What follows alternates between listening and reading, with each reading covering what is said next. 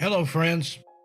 Today we're going to look at some strange cases of hikers vanishing in Australian mountains. Join us.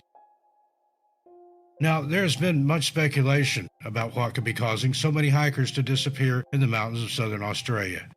If you follow this channel and what's been going on all over the world in our national parks, forests, and wooded areas, this may not seem so unique after all. The disappearances of these hikers in Australia is very reminiscent to what we call the missing phenomenon, and it's leading so many, especially in this community, to believe that it could be all connected, part of the same massive disappearances for which the causes are almost always unknown. These are some of the only cases we could find out about that at this point could probably be termed a phenomenon by now, with so many having gone missing and locals being so unwilling to talk about it at all, regardless of who is asking them the questions. Here it is, folks. The strange vanishings of hikers in the Australian mountains. First up, Conrad Whitlock. Conrad Whitlock was 72 years old at the time of his disappearance on July 28, 2019. He vanished under mysterious circumstances after telling his wife that night at around 8:30 in the evening, right before he retired for the night and went to bed, that he wouldn't see her in the morning because he had to go and get some tests done early. Conrad had recently been suffering from headaches and was presumably going to get it checked out. Just before 3 a.m. on the 29th, the E-tag on Conrad's BMW was detected on the Maroondah Highway on the way to Victoria's High Country. 3 hours later, he drove through the entrance gate at the Mount Buller Resort, which was witnessed by several other motorists who all claimed to have seen Conrad himself behind the wheel. Approximately 7 hours after he left his home in the middle of the night, seemingly with no destination or reason in mind, at 10 a.m., his car was found abandoned on the side of the road, and Conrad had seemingly vanished right into the ether. He hasn't been seen or heard from since. When she woke in the morning and couldn't get a hold of her husband, Conrad's wife Mandy called the police and expressed her concerns to them. Then they tracked his phone to Mount Buller, and there his car would be found abandoned and empty, with the keys still in the ignition. After what was described as an exhaustive 6-day search effort conducted to try and locate the missing elderly man, who up till now had shown no signs of dementia or other mental illness, there seemed to be no rhyme or reason why he left his home when he did or drove the route he did, just to end up abandoning his car haphazardly parked on the side of this isolated road. The rescue effort included police, Mount Buller search and rescue specialists, forestry workers, a dog squad, and an air wing. Dozens of searchers and volunteers combed the area where Mr. Whitlock's BMW was found, but it was all to no avail, as no other trace of him has ever been found. The overnight temperatures in the area at that time were dropping to -3 degrees Celsius or 37.4 degrees Fahrenheit, and it had started to snow. It's believed he had no provisions with him at all and was definitely not equipped for such harsh weather. The coroner stated that, because of certain things going on in the world at that time, the pandemic, NSW cadaver dogs weren't able to join the search until months after Conrad had initially gone missing. Peter Towner, a former Victoria police detective who worked on the case, said at the time, "It was a long delay, and that, I think, has compounded the fact that we didn't find him. I don't think we'll ever find him." Coroner Parisa Spanos asked Mr. Towner, "We're about 15 months after the event. Do you know if the cadaver dogs would be expected to find a trace?" His response was, "They were quite confident that if he was there, they would have found him. I wouldn't say they were unsuccessful, they just didn't find him. He wasn't where they searched." It was later discovered that just a few days before he disappeared seemingly into thin air, Conrad was participating in a practice session at a racetrack with his Mustang when he crashed into a barrier. Now, it's alleged that he didn't hit his head, but later witnesses came forward and said that he had a large bruise on his forehead after the incident. This is when his wife says he first started complaining of severe headaches. It was also uncovered by investigators that, right before he vanished, Mr. Whitlock had been searching on his computer for things like amnesia and memory loss. The lapsed Scientologist was even searching about his previous religion with a search of the word Scientology. Mr. Tober believes Conrad's head injuries could be the cause of his disappearance and believes he could have become confused and disoriented when he woke up around 3 a.m. and decided to get into his car for whatever reason and go for a drive. He stated, "My personal opinion is the bang on his head manifested in his mind that he had an underlying serious brain embolism or something like that." Conrad was also recently prescribed what was referred to as a powerful painkiller, which was never found and was presumably on his person when he went missing. The investigators say that all this combined with high altitudes, freezing cold temperatures, and the fact that he hadn't eaten would definitely account for why he most likely succumbed to the elements. Mr. Towner, who now works for the Victoria Police but in the capacity as a public servant since retiring, also stated you could simply slide under a log, under a fern, and you could literally walk straight over top of him and not know there was a body there. He also states he became drowsy and disoriented, and I simply believe he wandered off from that car and met his demise, whether he's just slipped and fallen. Without any other evidence, I have to believe that he's there somewhere. Next up, Niels Becker. 39-year-old Niels Becker, who was described by those who knew him best as strong, fit, and resilient, prepared for months to embark on a 5-day solo hike in the Alpine National Park. On October 24, 2019, Niels left Upper Jameson Hut to start his journey. It seems as though Niels was right on course to complete his 5-day hike, as on October 26, he messaged some family members from Vallejo Gatner Hut to tell them he was heading to Mount Sterling and then heading back to his vehicle on the 29th as planned. He never made it back, though, and that's where the mystery begins. Niels was reported as missing after his family hadn't heard from him in 2 weeks, as they had possibly thought he simply needed more time. Being as he was usually very independent and an avid outdoorsman, especially when it came to hiking, they weren't at first concerned.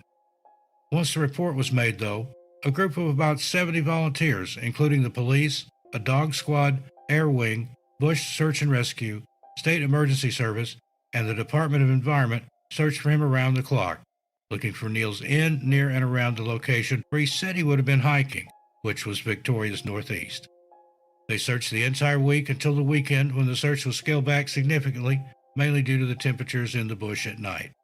Senior Sergeant Damian Keegan said authorities were still appealing to the public for information. Like with any of those searches, we always strive to return loved ones back to their family, he says. We'll continue on with that view, and then at some stage we'll be able to find Niels and be able to give some closure to the family. Senior Sergeant Keegan said the police had a few theories as to what could have possibly happened to Niels Becker. The theories mainly dealt with the freezing cold overnight temperatures and the fact that Niels could have walked out of the search area and succumbed to hypothermia and therefore never been found. This is very likely because nobody was sure which route he was taking to get back to his car. Niels' parents, Johanna and Piers Becker, said their son had meticulously planned the hike for an entire 6 months before heading out and chose the dates he did because he wanted to spend his 39th birthday walking in Victoria's high country. They said he'd been training by walking around Melbourne carrying a rucksack. They also talked about Niels having a high affinity for the high country and how he'd hiked it many times before with no issues or concerns. This was to be the longest hike he'd ever gone on alone, though. Niels loved writing and performing Christian music and lived at home with his parents. Last week I was so optimistic, and my daughter said he'll come out with an epic story. But I think after Tuesday and yesterday, well, we're not so optimistic, Johanna Becker said. His father, Pierre, stated, he's a bit of an independent person. He writes a lot of poetry. A lot of the writing is about the high country around Mount Buller. Niels' parents asked for anyone with any information to please come forward to the police, especially if they remember having had contact with a solo hiker in that specific or surrounding area. Next up is Warren Meyer. On the morning of March 23, 2008, 57-year-old Warren Meyer left his home to go for a simple hike to enjoy the new spring air. While no one is sure exactly which hike in the Yarra Ranges this very experienced hiker chose to take, there were only 2, with each one able to be completed in about 4 hours or so. Warren's wife kissed him and waved goodbye, expecting him to return in a little more than a 4-hour time frame. He had plans with his wife and some of their friends to meet for lunch that same day, and Warren was a reliable man who wasn't often late, especially without calling. This time was different, though, and when her husband was a no-call, no-show that day for the lunch engagement, she immediately knew something was wrong. Later in that afternoon, Warren's vehicle was found in the Dom Dom Saddle parking area. It seems as though this is where he parked it when he left for his hike that day. Warren Meyer ran a successful civil engineering consultancy business in Elwood, Melbourne, Victoria, Australia, and had no reason whatsoever to have disappeared of his own accord. He was happily married, and he and his wife had 2 children who they adored. He never got to meet his 2 grandchildren, as they were born after he had vanished. His wife believes he would be really enjoying his retirement right now and enjoying their life together had he not vanished off the face of the earth that fine spring day back in March of 2008. Warren's parents passed away, never having received any answers as to what happened to him. He simply walked into the woods for a hike one day and was never seen or heard from again, like so many of the missing people we talk about on this channel. After waiting years to finally have a ruling on how the case was handled and what avenues were taken to ascertain what could have happened to her husband, Ms. Myers received, unsurprisingly, according to her own words, a very unsatisfactory explanation. The inquest determined Warren's date of death was unidentified, his manner of death undetermined, and the place of death unknown. Unbelievable.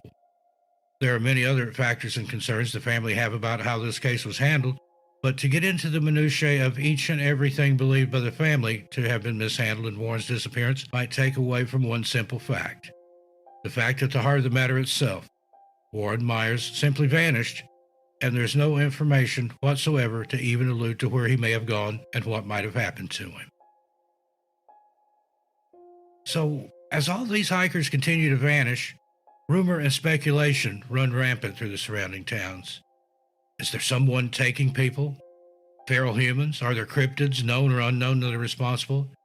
Is it all or none of the above? Something else entirely? We might never know the answers, as the mountains and forests hold their secrets close. All we can do is continue to search, never giving up in our quest for finding the answers and perhaps bringing some peace of mind and possibly closure to the families of the victims. What is really going on here? Again, there isn't much hope in finding answers. Places so beautiful and majestic create their own legends, ones which outsiders may not know or even hear about. Wild speculation, oftentimes well-intentioned, but more harmful than good for the most part, leads to so many rabbit holes. Rabbit holes which we will continue to jump down into and report on the mysteries we find there. What's out there at night, in the darkness of the unpredictable wilderness? The authorities often say it's mere coincidence. All these people went missing under strange and mysterious circumstances, never to be seen or heard from again, as if vanishing off the face of the earth is a perfectly ordinary thing. Perhaps that's exactly what it's becoming. Mundane, accepted as a part of life for hunters and wilderness lovers everywhere. Can we just sit back and accept that, though? Darkness plays games with the mind. But is it something else entirely, which our human minds cannot even begin to comprehend? We'll let you know what we come up with. Until then, stay safe out there, and always keep a close eye over your shoulder. Well, there you have it, folks. I look forward to your comments about these strange cases. We do ask you to keep it friendly and respectful, please. Meanwhile, be good to yourselves and each other. Stay safe out there, and I'll see you a little farther on down the trail. I'm Steve Stockton, and I'll see you next time.